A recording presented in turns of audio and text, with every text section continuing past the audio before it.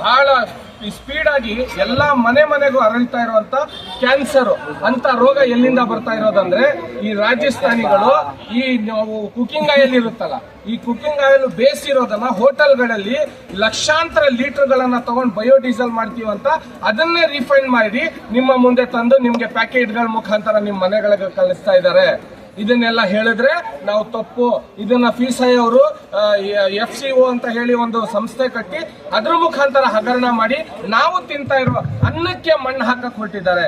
ಇದನ್ನ ನಾವು ಕನ್ನಡಿಗರಾಗಿ ಮಾತಾಡಿದ್ರೆ ನಾವು ಇವತ್ತು ತಿಂತಾ ಇರೋ ಅನ್ನದಲ್ಲಿ ಈ ರಾಜಸ್ಥಾನಿಗಳು, ಬಿಹಾರಿಗಳು, UPಗಳು ಅಲ್ಲಿಂದ ಬಂದು ದಿಲ್ಲಿಯಿಂದ ಒಂದು ಕಂಪನಿ 2019 ಕಣ ನಿಮ್ ಗಮನದಲ್ಲಿ ಇರ್ಲಿ, ಶುರುವಾಗಿ ಹೋಟೆಲ್ಗಳಲ್ಲಿ ಬೇಯಿಸ್ತಾರಲ್ಲ ಎಣ್ಣೆ, ಕುಕಿಂಗ್ ಆಯಿಲ್, ಆ ಕುಕಿಂಗ್ ಆಯಿಲ್ ನ ಗೌರ್ಮೆಂಟ್ ಕಣ್ಣಿಗೆ 2019ರಿಂದ ಮಣ್ಣು ಹಚ್ಚಿ 10 ಲಕ್ಷ ಆಯಿಲ್ ನ ಕಲೆಕ್ಟ್ ಮಾಡಿ ರಿಫೈನ್ ಮಾಡಿ ಜನಗಳಿಗೆ ಪ್ಯಾಕೆಟ್ಗಳ ಮುಖಾಂತರ ಮನೆಗೆ ಕಳಿಸಿ ಇನ್ನು ಕ್ಯಾನ್ಸರ್ ಬಂದ್ರೆ ನಮ್ಮ ಕನ್ನಡಿಗರಿಗೆ ಏನಾಗುತ್ತೆ?